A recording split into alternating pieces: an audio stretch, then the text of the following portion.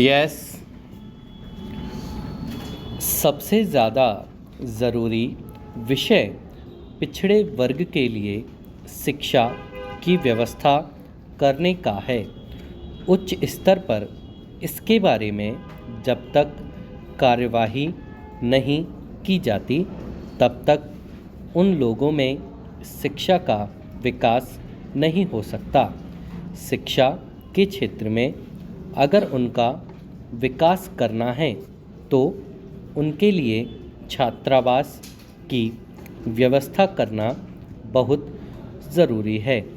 उनको मुफ्त किताबें, भोजन और कपड़ा दिया जाना चाहिए, तभी वे लोग अपने बच्चों को शिक्षा के लिए भेज सकेंगे और उनके स्तर में सुधार हो सकेगा।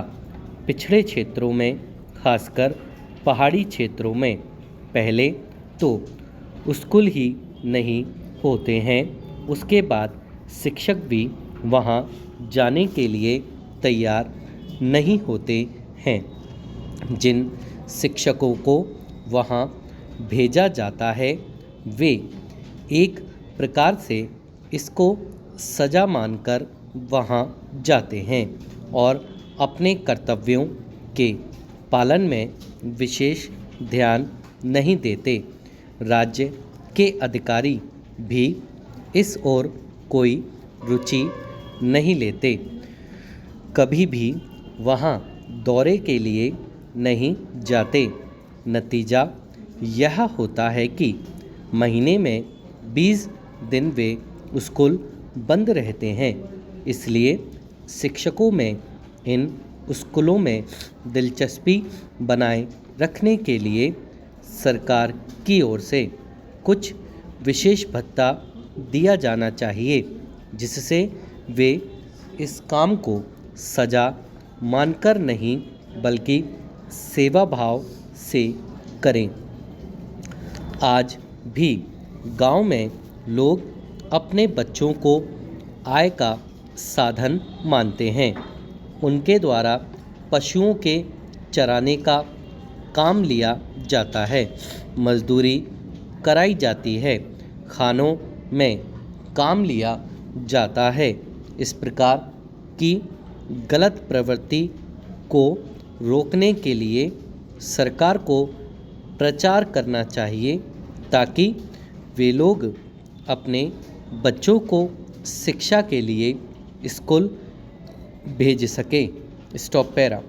राज्यों में जो स्कूल हैं उनका स्तर आजकल बहुत गिरा हुआ है। वहाँ पढ़ाई की तरफ बिल्कुल ध्यान नहीं दिया जाता है। कई जगहों पर आपने केंद्रीय स्कूल खोले हैं।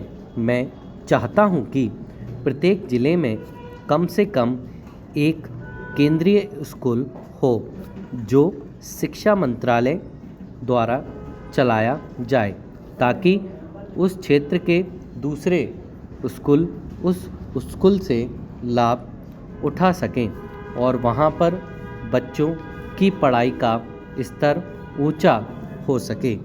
दोपहर के भोजन के संबंध में पिछले बजट के समय सरकार की ओर से घोषणा की गई थी। मैं नहीं जानता कि उस योजना को कहां तक कार्यान्वित किया गया है। जहां जहां इस समय भोजन दिया लाभ उठाया जा रहा है, उस भोजन में पौष्टिक पदार्थ नाम की कोई चीज़ नहीं है। स्टॉप।